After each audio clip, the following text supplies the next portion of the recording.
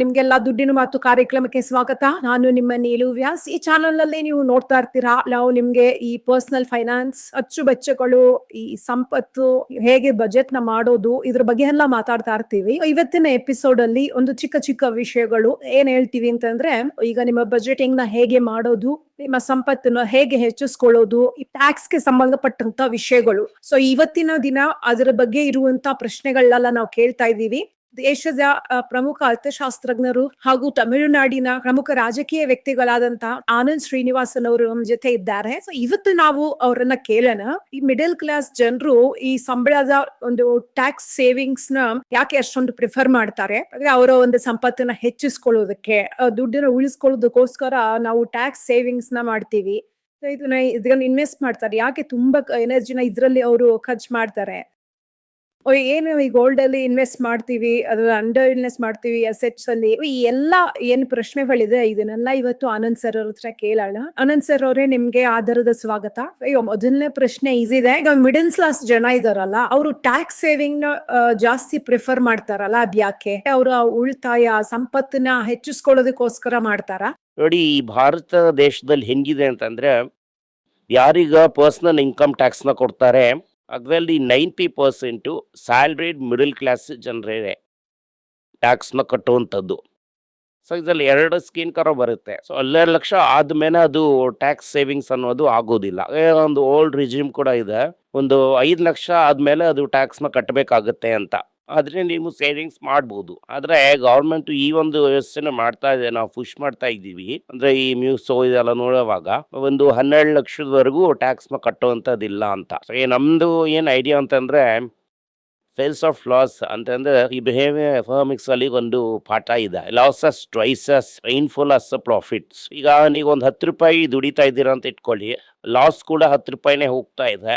ಅಂದ್ರೆ ಆ ನೋವು ಏನಿರುತ್ತೆ ಅದು ಡಬಲ್ ರೀತಿ. ಹೆಂಗೆ ಅಂತಂದ್ರೆ, ಟ್ಯಾಕ್ಸ್ ಹೆಂಗ್ ಕಟ್ತಾ ಇದ್ದೀರಾ ಅದು ಆಕ್ಚುಲಿ ಲಾಸೇ, ನೀವು ನಿಮ್ಮ ಕೈಯಿಂದ ದುಡ್ಡನ್ನ ಕೊಡ್ತಾ ಇದ್ದೀರಾ. ಆ ನೋವು ತುಂಬಾ ದೊಡ್ಡದಾಗಿರುತ್ತೆ.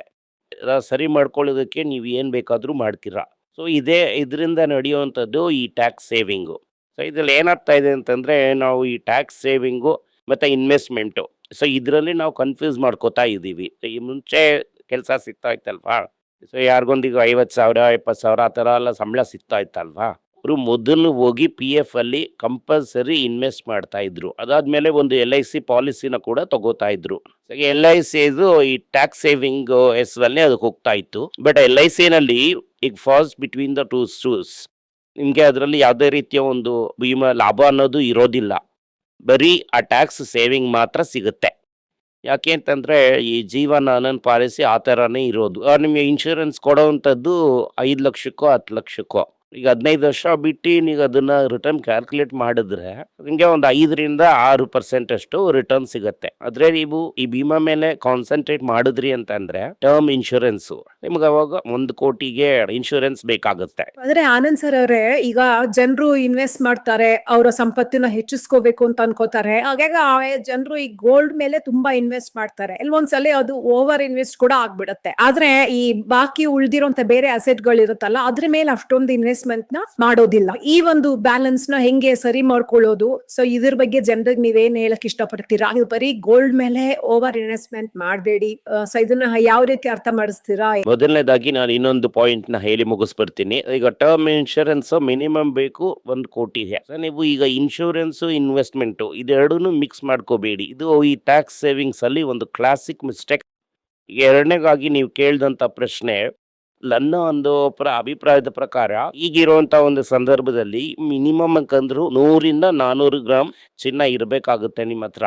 ಯಾಕೆಂತಂದ್ರೆ, ಈಗ ಮನೆಯಲ್ಲಿ ಏನೋ ಒಂದು ಎಮರ್ಜೆನ್ಸಿ ಬಂತು, ಮೆಡಿಕಲ್ ಎಮರ್ಜೆನ್ಸಿನೋ ಅಥವಾ ಎಜುಕೇಶನಲ್ ಎಮರ್ಜೆನ್ಸಿನೋ, ಈ ರೀತಿ ಯಾವ್ದಾರ ಒಂದು ಎಮರ್ಜೆನ್ಸಿ ಬಂದ್ರು ಕೂಡ ಅರ್ಜೆಂಟ್ ಆಗಿ ದುಡ್ಡು ಬೇಕಾಗುತ್ತೆ. ಆಗ ನೀವು ಈ ಚಿನ್ನಾನ ಅಡ ಇಟ್ಟು ದುಡ್ಡನ್ನ ತಗೋಬಹುದು. ಅಲ್ಲಿ 2 ಫಂಕ್ಷನ್ ಬರುತ್ತೆ. ಏನಂತಂದ್ರೆ, ಇದು ಈ ಎಮರ್ಜೆನ್ಸಿ ಫಂಡ್ ಇದು ಕೊಡುವಂತ ಒಂದು ರೋಲ್ ನ ಕೂಡ ಮಾಡುತ್ತೆ. ಇನ್ನೊಂದಂತ ಅಂದ್ರೆ ಇನ್ವೆಸ್ಟ್ಮೆಂಟ್ ರೋಲ್ ನ ಇದು ಪ್ಲೇ ಮಾಡುತ್ತೆ. ಈಗ ನೀವು ಸ್ಟಾಕ್ ಮಾರ್ಕೆಟ್ ನ ನೋಡಿದ್ರಿ ಅಂತ ಅಂದ್ರೆ, ಕಳೆದಂತ 25 ವರ್ಷದಲ್ಲಿ ನಿಫ್ಟಿ, ಈ ಸೆನ್ಸೆಕ್ಸ್ ಗೋಲ್ಡ್ ಜೊತೆ ಕಂಪೇರ್ ಮಾಡಿದ್ರೆ, ಗೋಲ್ಡ್ ಈಸಿ ಆಗಿ ನಿಫ್ಟಿ ಮತ್ತೆ ಸೆನ್ಸೆಕ್ಸ್ ನ ಅದು ಬೀಟ್ ಮಾಡುತ್ತೆ. ಚಿನ್ನನ ಇದರಿಂದನೇ ಜನ ಪ್ರಿಫರ್ ಮಾಡುವಂಥದ್ದು. ಯಾಕೆ ಅಂತಂದ್ರೆ ಇದು ಪ್ರೈಸ್ ವೊಲಟಾಲಿಟಿ ಅನ್ನೋದು ಇಲ್ಲ ಇದರಲ್ಲಿ. ಇನ್ನ ಮೇಲೆ ಕೆಳಗೆ ಅಂತೆಲ್ಲ ಹೋಗೋದಿಲ್ಲ. ಗೋಲ್ಡ್ ಬರೀ ಮೇಲಕ್ಕೆ ಹೋಗುತ್ತೆ. ಅದು ಇತಿಹಾಸದನ್ನೇ ನೋಡಿದ್ರೆ ಒಂದ್ 2 ಸಲ ಆ ತರ ಆಗಿದೆ. ಗೋಲ್ಡ್ ಅಲ್ಲಿ ಒಂದು ಡೀಪ್ ಕರೆಕ್ಷನ್. ಅದು 1918 ನಲ್ಲಿ ಒಂದ್ಸಲ ಆ ರೀತಿ ಆಗಿತ್ತು. ಆಗ $800 ಇದ್ದಿದ್ದು $200 ಬಂದಿತ್ತು. 2011 ಅಲ್ಲಿ ಒಂದ್ಸಲ ಆ ರೀತಿ ಆಗಿತ್ತು. ಆದ್ರೆ ನಮ್ಮ ರೂಪಾಯಿ ಇಷ್ಟೊಂದು ಡಿಪ್ರಿಶಿಯೇಟ್, ಗೋಲ್ಡ್ ನ ನಾವು ಇಂಪೋರ್ಟ್ ಮಾಡ್ತೀವಿ. ಈಗ ರುಪಿನೂ ಬೀಳುತ್ತೆ, ಗೋಲ್ಡ್ ಬೀಳುತ್ತೆ ಅಂತಂದ್ರೆ ರುಪಿ ಜಾಸ್ತಿ ಬೀಳುತ್ತೆ. ಸೊ ಈ ಪ್ರೈಸ್ ವೊಲಟಾಲಿಟಿ ಅಂತ ಅನ್ನೋದು ನಿಮಗೆ ಈ ಸ್ಕ್ರೀನ್ ಅಲ್ಲಿ ಕಾಣೋದಿಲ್ಲ. ನೀವು ಗೋಲ್ಡ್ ಅಲ್ಲಿ ಖಂಡಿತವಾಗ್ಲೂ ಲಾಸ್ ಅಂತೂ ಆಗೋದಿಲ್ಲ. ಆದ್ರೆ ಮ್ಯೂಚುವಲ್ ಫಂಡ್ ಅಲ್ಲಿ ಖಂಡಿತವಾಗ್ಲೂ ಲಾಸ್ ಆಗುತ್ತೆ.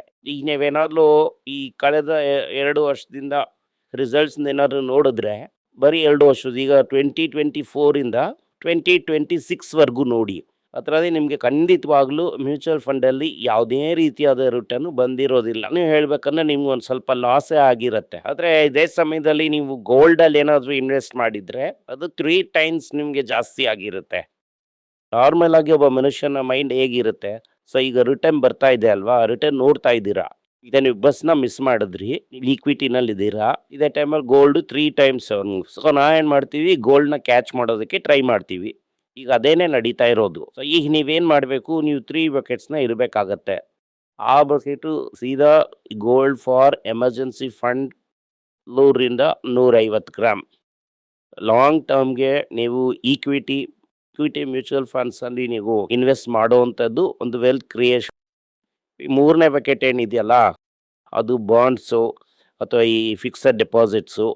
ಯಾಕೆಂತಂದರೆ ನೀವು ರಿಟೈರ್ ಆದಾಗ ನಿಮಗೆ ಮಂತ್ಲಿ ಆ ಒಂದು ದುಡ್ಡು ಬರುತ್ತೆ. ಇಡೀ ಗೋಲ್ಡ್ನಂತೂ ತಿನ್ನೋದಕ್ಕಾಗಲ್ವಲ್ಲ.